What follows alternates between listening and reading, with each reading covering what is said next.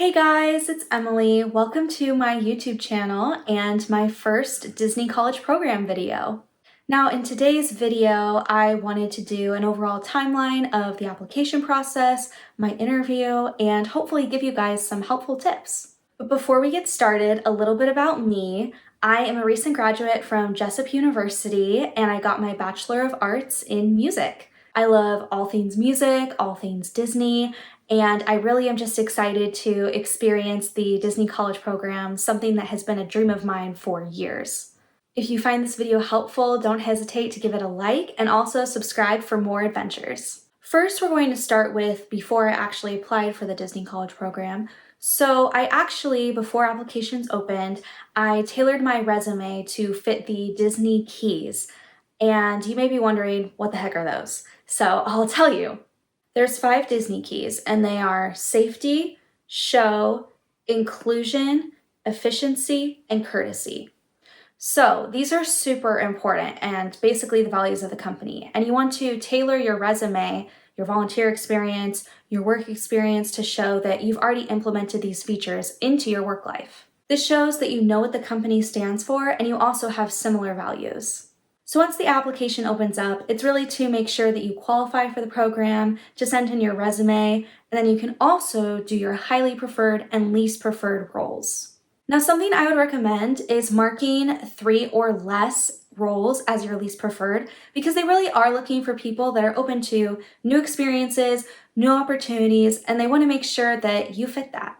Then, once you get through the application process, you may not hear back quite yet, and that's okay.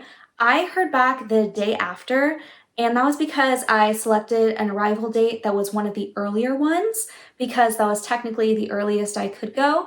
And so I heard back a lot sooner than other people because I had one of the sooner arrival dates. So if you don't hear back right away in the first couple of days, that's okay. It doesn't mean that you didn't get accepted. Sometimes you just have to wait and be patient.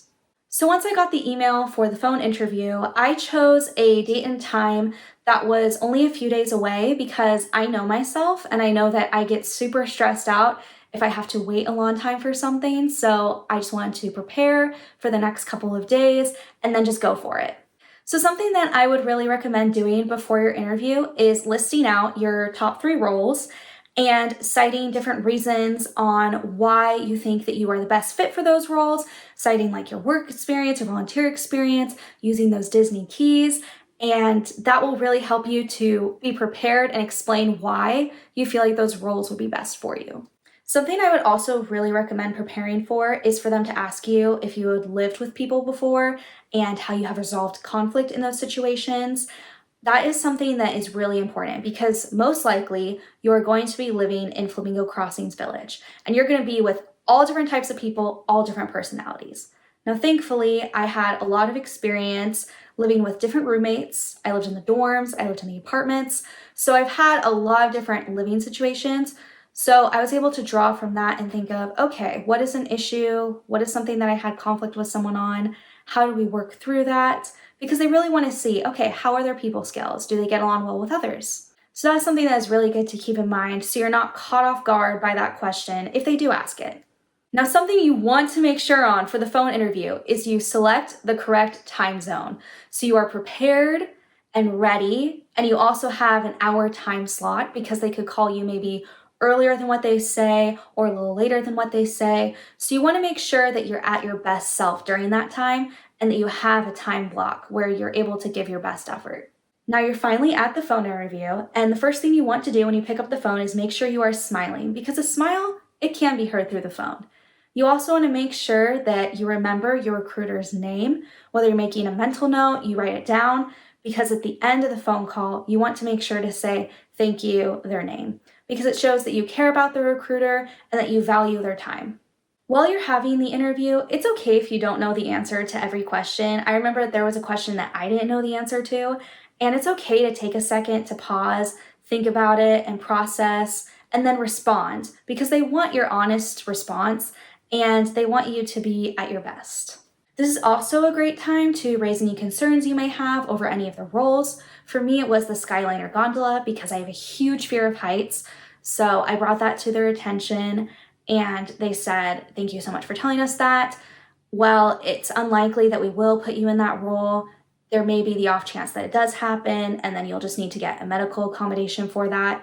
And they were super understanding, and that's a great place to just open up about that. Again, throughout the whole interview, you just want to make sure that you're tying in the Disney keys and making sure that you are relating them back to your resume or any other experience you may have. At the end of the interview, it's a great time to ask your recruiter any questions you may have about the program, or maybe you want to ask them why they love working for Disney. I found that that's a great question to ask because the recruiter loves talking and sharing their experience as well. Now, what typically happens is within a week after the phone interview, you find out if you are accepted or not, and hopefully you are. Now, I hope that these tips were super helpful for you and sharing my story was helpful as well. And if you enjoyed this video, don't hesitate to give it a like and also subscribe if you want to see more of my adventures. Now, my program starts in August, and I'm really excited to take you guys along with me, show you all of my adventures. It's going to be amazing. And I'll see you guys real soon. Bye!